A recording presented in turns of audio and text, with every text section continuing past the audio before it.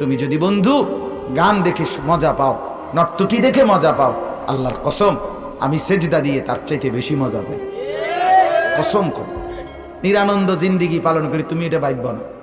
আমরা যারা নামাজ পড়ি, আমরা যারা দিন নিয়ে থাকি, আমরা একবারে সুক্কা অথবা মজা নাই এমন জিন্দিগি আমরা পালন করি না। না, এত বেকুব না। আমরাও ভাত মাছে খাই, কোনো সিরিয়াস ভাই না, ঠিক কিনা বলেন না কেন? তাইলে নিরানন্দ জীবন না। আজ 17 বছর আলহামদুলিল্লাহ মালিকের দয়ায় আল্লাহর কথা বলে বেড়াচ্ছি। তো রাত নাই দিন নাই, এই যে ছুটতে থাকা, এটার মধ্যে যদি কোনো মজাই না লাগতো, স্বাদই না পেতাম, তাহলে বলতাম না। তুমি গান দেখে মজা পাও, আমি আল্লাহর কোরআন পড়ে মজা পাই।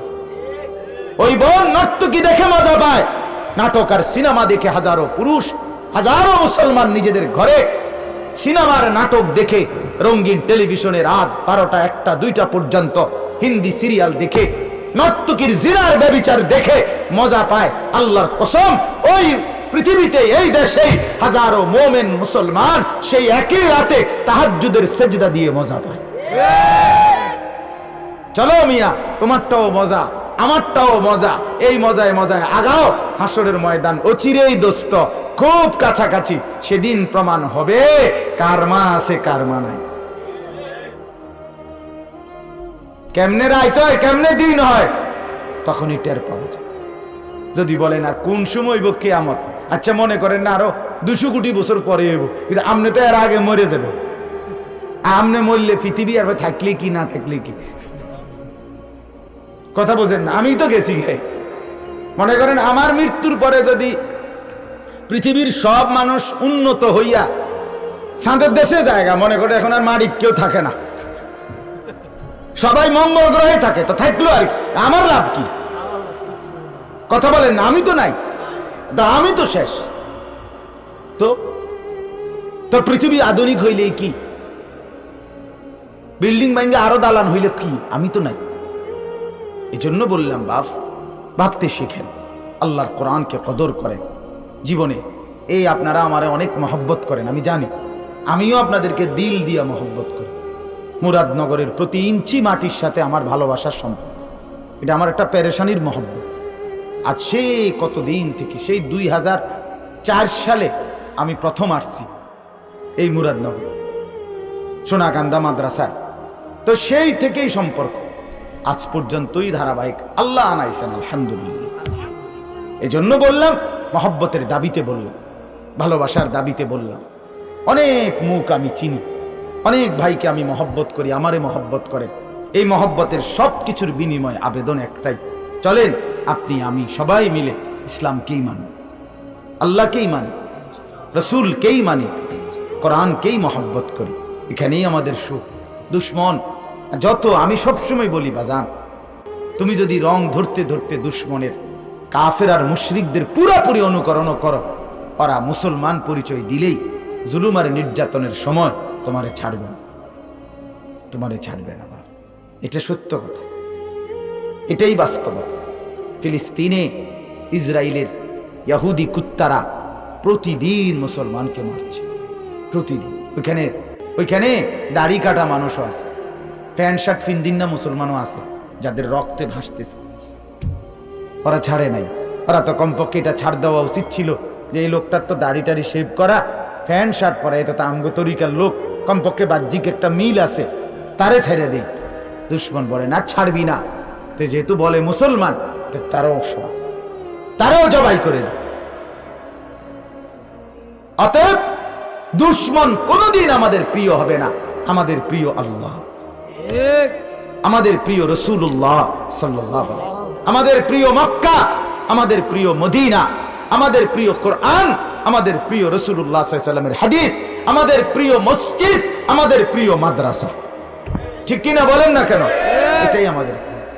ভালোবাসলে আল্লাহকেই ভালোবাসে, ভালোবাসলে নবীকেই ভালোবাসে, ভালোবাসলে মক্কাকেই ভালোবাসেন, ভালোবাসলে মদিনাকেই ভালোবাসেন, ভালোবাসলে কোরআনকে ভালোবাসেন, ভালোবাসলে সুন্নাতকে ভালোবাসেন, ভালোবাসলে মসজিদকে ভালোবাসেন, ভালোবাসলে মাদ্রাসাকে ভালোবাসেন, এটাই মুসলমান আমরা যারা পরিচয় দেই, আমাদের জন্য এখানেই সুখ, এখানেই শান্তি, এখানেই তৃপ্তি, এখানেই নাজাত, এখানেই জান্নাত। সেজদার মধ্যে, গোলামির মধ্যে, বন্দেগীর মধ্যে। বিশ্বাস করো বাপ, কেমনে বললে বুঝবে। মাঝে মাঝে মনটা চায় যে আমি, আমার দিল বলে মাঝে মধ্যে স্টেজ থুইয়া হ্যানে গিয়ে ওয়াজ করি। বিশ্বাস করেন, আমার মনের একটা অস্থির মাঝে মাঝে মনে চায় যে আমি পাবলিকের ওইখানে গিয়ে বইয়ে তার কাছে গিয়ে বয়ান করি। ভাই তুই কেমনে বললে বুঝবি, কিভাবে বললে বুঝবি নামাজ পড়বি। 20 বছর ধরে যার ঘরে রঙিন টেলিভিশন চলতেছে, আপনার আমার মাথার ধরে না। আহা মুসলমান, আজ কতদিন আল্লাহরে ভুলে গেছে তুমি? কেমনে এরম বললা আল্লাহরে? কেমনে বললা, কেমনে বললা? আয় হায় হায়। ছেলেরা তোমরা যারা গত 1-2 বছরও কোনোদিন ফজরের নামাজ পড়ো নাই, তুমি কেমনে এতটা ভুলে গেলা? কেমনে রে বাপ? আল্লাহরে কেন ভুলে গেলা? চিনলা না মনিব? মালিক চিনলা না? বানানেওয়ালা চিনলা না? কল্পনা করেন সেদিন তুরস্ক সিরিয়ায় এই যে ভূমিকম্প হইল, সেই ভূমিকম্পে আহা 50,000-এর চাইতে বেশি মানুষ তো দুনিয়া থেকে চিরবিদায় নিল। আর তাদের রাত ভোর হইল না, ভোর 4:15 বাজেই তারা এই ভূমিকম্পের ভবন ধসে শেষ হয়ে গেল। কল্পনা করেন তো ওই দিন রাত 2টা পর্যন্ত যেই যুবক উলঙ্গ ছবি দেখছিল, মনে করেন ওইখানে মোবাইল দিয়া, তো তার শরীর ছিল নাপাক, কাপড় ছিল নাপাক, এই অবস্থায় তো আর তার ভোর হলো না। বলো না বাপ, কল্পনা করেন তো তার গন্তব্য কোথায়? সে তো আর পাকও হইতে পারল না, সে তো আর পৃথিবীবাসীকে বলতেও পারল না, সে তো তওবাও সুযোগ পায় না। তার পরিণতিটা কি? তার গন্তব্য কোথায়?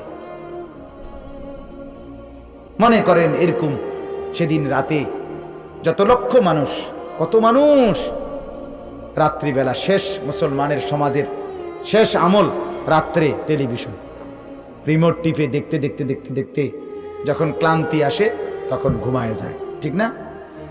তো শেষ আমল হইল নর্তকী, সিনেমা, নাচ গান দেখে দেখে শেষ শুইছে। ওই রাত যাদের ভোর হয় নাই তাদের গন্তব্য কোথায়? এমন একটা রাত যদি তোমার জীবনে ভোর না হয়, বলো না ভাইয়া কি হইতে পারে?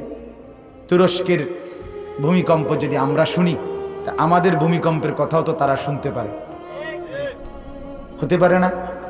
কথা বলেন না, সামনে হইতে পারে না? তো অতএব এই একই কথা, কি বলবো আর, প্রতিদিন একই আবেগ, একই অস্থিরতা লালন করি, এক কথাই বলি, এক কথাই বলি, এক কথাই বলি, আল্লাহর কোরআনকে ধরে।